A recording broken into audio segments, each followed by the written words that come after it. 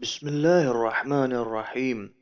آیت اللہ عبد الحسین دستغیب اپنی کتاب کشکول میں نقل کرتے ہیں، بنو بابویہ کے مشہور حکمران عضد الدولہ کو ایک خزانہ ہاتھ لگا۔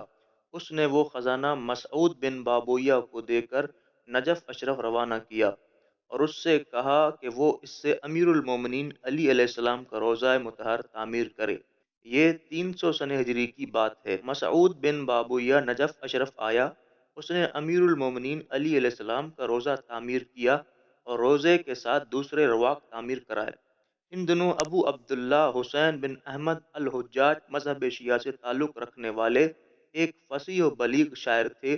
انہوں نے اس بارے میں ایک قصیدہ لکھا اور نجف اشرف آئے۔ وہاں حرم امیر المومنین علی علیہ السلام کی تعمیر و تزئین کی خوشی میں ایک محفل بپا ہوئی، جس میں مسعود بن بابویہ کے علاوہ علم الہدیٰ سید مرتضیٰ علیہ الرحمہ بھی شامل تھے۔ ابو عبداللہ حسین نے اپنا قصیدہ پڑھنا شروع کیا۔ اس قصیدے کا مطلع یہ تھا: یا صاحب القبۃ البیضاء فی النجف۔ قصیدہ مدہوش کر دینے والا تھا۔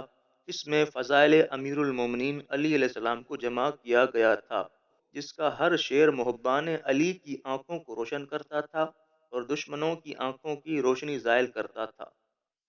حتیٰ کہ قصیدہ اس مقام پر پہنچا جہاں مخالفین پر طعن کیا گیا تھا، جو خلاف تقیہ تھا۔ اس وقت شیعہ عالم سید مرتضیٰ نے انہیں روک دیا اور فرمایا، بس اتنا ہی کافی ہے، مزید پڑھنے کی ضرورت نہیں ہے۔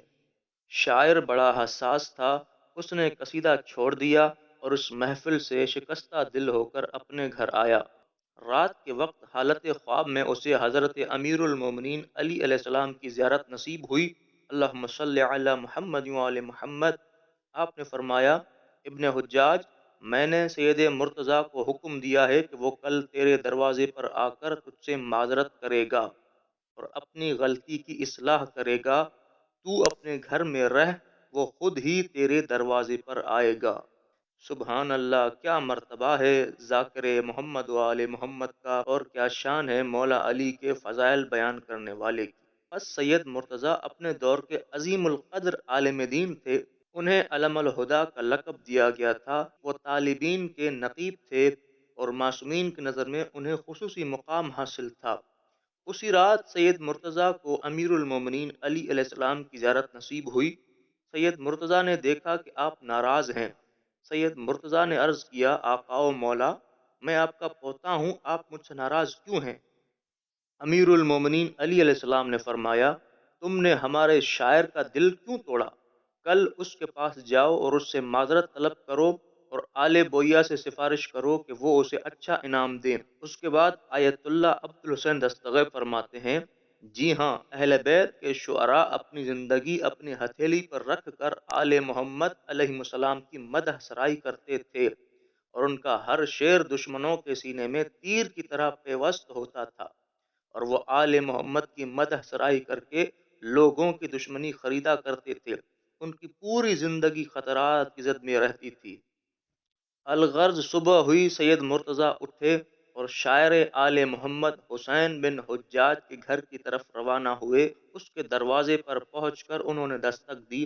حسین بن حجاج نے کہا، دروازہ کھلا ہوا ہے، لیکن میں دروازے پر استقبال کے لیے نہیں آؤں گا، کیونکہ جس ہستی نے آپ کو یہاں بھیجا ہے، انہوں نے مجھے یہ حکم دیا ہے کہ تمہیں اپنی جگہ سے اٹھنا نہیں ہے۔